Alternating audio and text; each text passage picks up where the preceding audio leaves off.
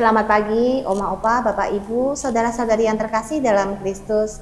Hari ini tanggal 26 Mei 2023, kembali lagi bersama saya Poli dan saya ditemani oleh host tamu yang luar biasa. Samuel. Ya. Apa kabar Samuel? Oh, sehat. Luar biasa.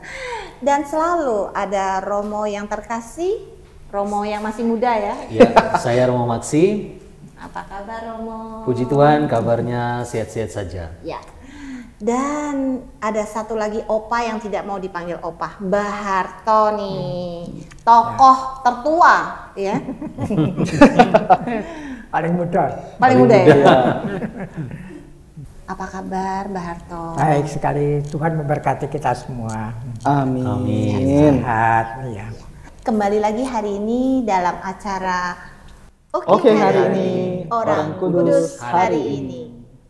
Hari ini kita akan memperingati orang-orang kudus, ada 4. Nomor 1, Santo Desiderius Vianney. Yang kedua, Santo Philippus Neri. Yang ketiga, Santa Mariana de Jesus. Yang keempat, Santo Joseph Chang Song Jip. Luar biasa. Ada Luar 4 biasa. orang kudus. Ya. Untuk tema hari ini adalah sejarah bulan Maria. Ya. Pertanyaan awal pasti Romo yang bisa bantu jawab. Romo dibantu mengenai sejarah di balik tradisi bulan Maria ini. Baik, terima Silakan, kasih. Romo. Terima kasih Cepoli. Hari ini kita khusus membahas tentang sejarah bulan Maria, yaitu dalam bulan Mei. Kenapa sampai bulan Mei ini kita peringati, kita doakan sebagai bulan Maria. Sejarah tentang bulan Maria dalam bulan Mei ini tidak terlepas dari apa yang terjadi dan dialami di wilayah Eropa. Karena kita tahu kekristenan gereja Katolik kita tumbuh dan berkembang di wilayah Eropa dari Roma. Di wilayah Eropa itu mereka memiliki 4 musim. Ya. 4 musim, mulai dari musim gugur, musim dingin, musim semi, dan juga musim panas. Ini dia berulang terus. Bulan Mei itu masuk dalam kelompok musim semi. Dan kalau musim semi itu berarti musim yang melewati musim sebelumnya itu musim dingin, dan musim sebelum dari musim dingin adalah musim gugur.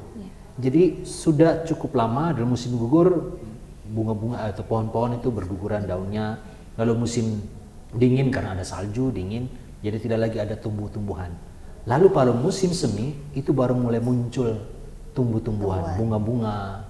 Sehingga musim semi itu menjadi musim favorit dari kebanyakan orang Yang di ditunggu-tunggu Eropa. ya. Ditunggu-tunggu karena sudah nggak dingin-dingin banget lagi, Iya, betul. juga nggak panas-panas banget Betul, pada musim panas, betul. sehingga musim semi itu menjadi musim yang ditunggu-tunggu. Apalagi juga karena seperti namanya semi, jadi bunga-bunga, daun-daun sudah mulai bertumbuhan kembali.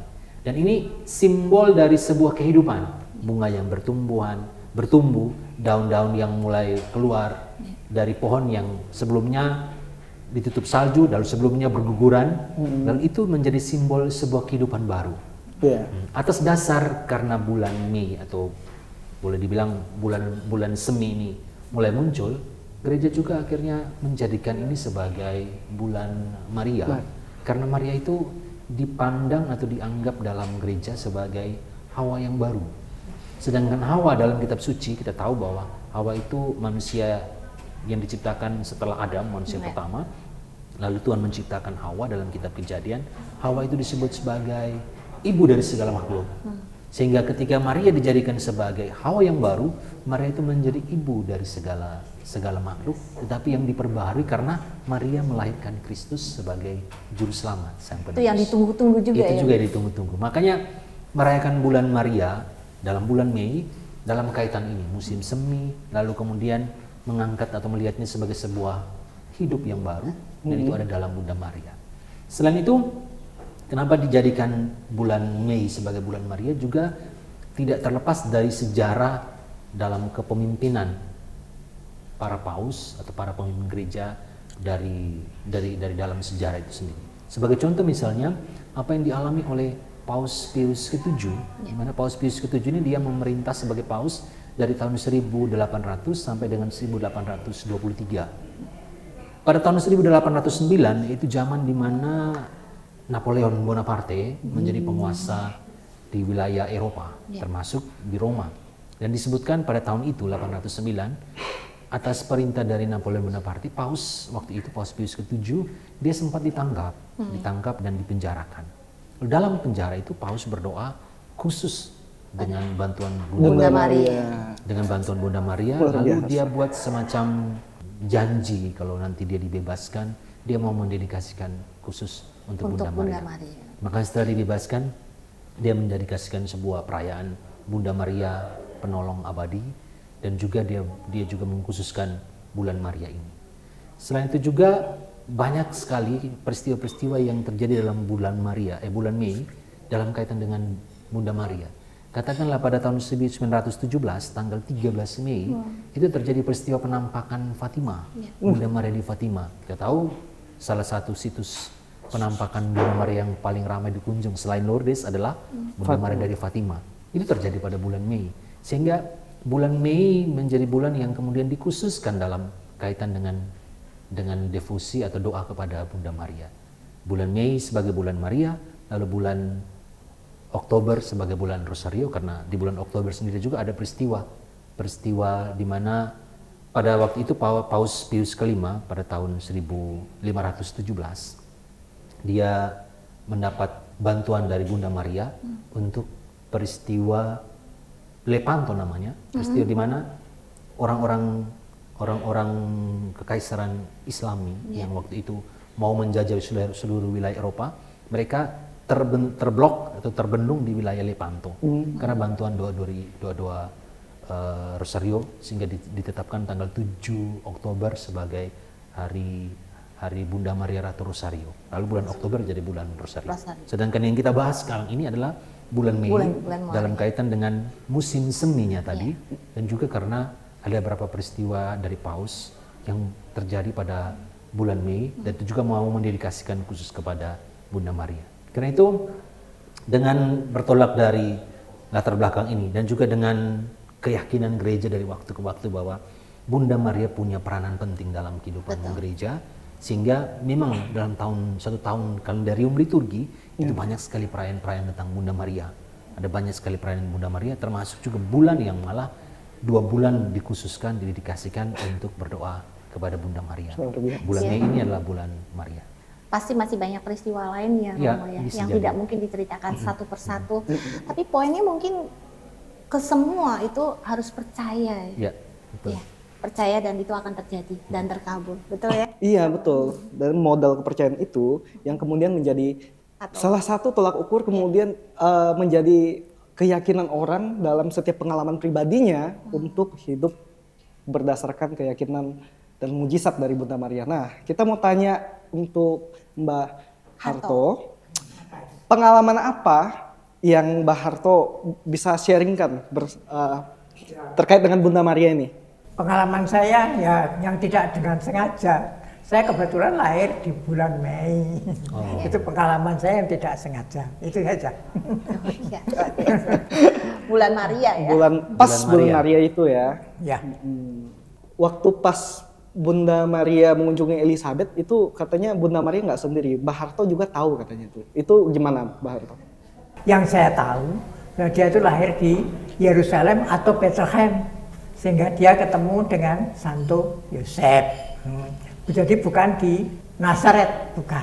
Itu yang saya baca dari bukunya Maria Valtorta, itu saja. Oke, baik. Terima kasih, Mbak. Oke, terima kasih untuk penjelasannya dan kesaksian yang luar biasa, Mbak Harto. Untuk hari ini, terima kasih Romo, sekali lagi kita lebih mengenal Bunda Maria, sejarahnya dari awal. Romo sudah menceritakan dan juga peristiwa-peristiwa yang sebelumnya begitu banyak ya, sehingga kita percaya dan kita yakini Bunda Maria pasti akan mengabulkan, menyampaikan seluruh doa kita kepada putranya dan doa kita dikabulkan. Begitu ya Samuel. Amin. Sebelum menutup acara ini, mari kita mohon doa kepada Romo Maksi. Baik, mari kita berdoa ya. Ya. Dalam nama Bapa dan Putra dan Roh Kudus. Amin. Allah Bapa yang Maha Kuasa, kami bersyukur, kami berterima kasih, kami memuji dan meluhurkan nama-Mu karena Engkau menghadirkan Bunda Maria bagi kami, memberikan kami bulan khusus di bulan Mei ini untuk berdoa dengan bantuan doa-doa Bunda Maria. Semoga bersama Bunda Maria kami boleh datang kepadamu untuk membawa, menyampaikan dan mengaturkan ungkapan syukur kami, permohonan dan harapan yang kami bawa dalam kehidupan kami ini, agar Engkau berkenan mengabulkannya dengan pengantaran Kristus. Dampingilah kami selalu ya Tuhan. Semoga Bunda Maria yang kami kenangkan khusus di bulan ini dalam doa-doa kami, menjadi penolong bagi doa-doa kami, menjadi teladan bagi kehidupan kami, dan juga setia senantiasa menemani, menyertai perjalanan hidup kami di dunia ini. Doa ini kami haturkan kepadamu dengan pengantaran Kristus Tuhan kami. Amin. Salam Maria, penuh rahmat Tuhan sertamu, terpujilah engkau di antara wanita, dan terpujilah buah tubuhmu Yesus. Santa Maria Bunda Allah, doakanlah kami yang berdosa ini, sekarang dan waktu kami mati. Amin. Salam Maria, penuh rahmat Tuhan sertamu, terpujilah engkau di antara wanita, dan terpujilah buah tubuhmu Yesus. Santa Maria Bunda Allah, doakanlah kami yang berdosa ini, sekarang dan waktu kami mati. Amin. Salam Maria, penuh rahmat Tuhan sertamu, terpujilah engkau di antara wanita, dan terpujilah buah tubuhmu Yesus. Santa Maria Bunda Allah, doakanlah kami yang berdosa ini, sekarang dan waktu kami mati. Amin. Kemuliaan kepada Bapa dan Putra dan Roh Kudus, seperti pada permulaan, sekarang, selalu, dan sepanjang segala abad. Amin. Dalam nama Bapa dan Putra dan Roh Kudus. Amin. Terima kasih Sama-sama. Romo Maksi, Mbah Harto, dan host Samuel. Iya. Iya, terima kasih juga untuk kebersamaan ini. Sebelum kita menutup acara ini, ada pesan sponsor nih. Jika Anda menyukai acara ini, tolong di like, Komen, di dan di subscribe. Sampai jumpa di acara Oke Hari Ini. Oke hari ini. Orang Kudus hari ini. berikutnya. Orang Kudus